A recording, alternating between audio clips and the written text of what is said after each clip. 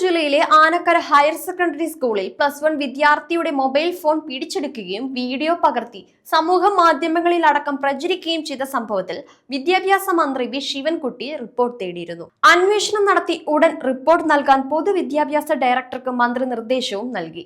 ഇതിനെ തുടർന്ന് school principal വിശദീകരണവുമായി രംഗത്ത് വന്നിരിക്കുകയാണ്.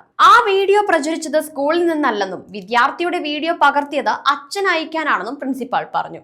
കുട്ടിയുടെ സ്വഭാവത്തിൽ ചെറിയ പ്രശ്നങ്ങൾ ആദ്യമേ ഉണ്ടായിരുന്നുവെന്നും കുട്ടിക്ക് ചെയ്ത തെറ്റ് മനസ്സിലായി ക്ഷമ ചോദിച്ചിരുന്നുവെന്നും കുട്ടിക്ക് കൗൺസിലിംഗ് കൊടുക്കണമെന്നും സ്കൂൾ പ്രിൻസിപ്പാൾ പറഞ്ഞു. മന്ത്രിയുടെ നിർദ്ദേശപ്രകാരം ഹയർ സെക്കൻഡറി ജോയിന്റ് ഡയറക്ടറും ബാലാവകാശ കമ്മീഷനും വിശദീകരണം തേടിയപ്പോഴാണ് പ്രിൻസിപ്പൽ മാധ്യമങ്ങൾക്ക് മുന്നിൽ പ്രതികരിച്ചിരുന്നത്.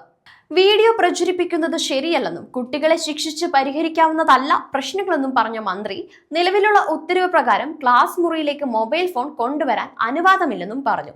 അധ്യാപകർ ചെയ്തത് നിലവിലുള്ള ഉത്തരവ് പാലിക്കുക എന്നതാണെന്നും സാധാരണ രീതിയിൽ കുട്ടികളിൽ നിന്നും പ്രതീക്ഷിക്കാത്ത പെരുമാറ്റമാണ് സോഷ്യൽ മീഡിയ വഴി പ്രചരിക്കുന്ന വീഡിയോയിൽ കാണുന്നതെന്നും മന്ത്രി വ്യക്തമാക്കി.